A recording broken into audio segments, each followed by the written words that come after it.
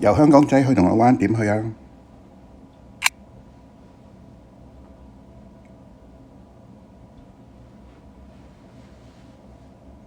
最快係搭綠色小巴4士或4，喺香港仔中心附近上車，經香港仔隧道直接去到銅鑼灣景隆街。如果你想搭大巴士，可以搭72號，喺崇光百貨或者希慎廣場落車都得。點解唔搭地鐵啦？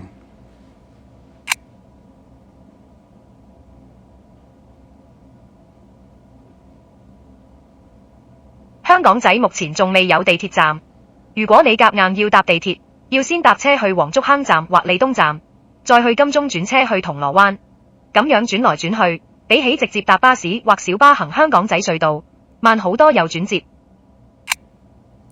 搭巴士平啲定係小巴平啲啊？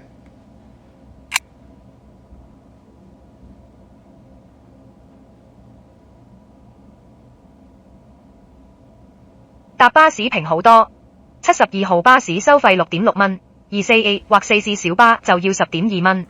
搭巴士每程可以慳返3.6蚊。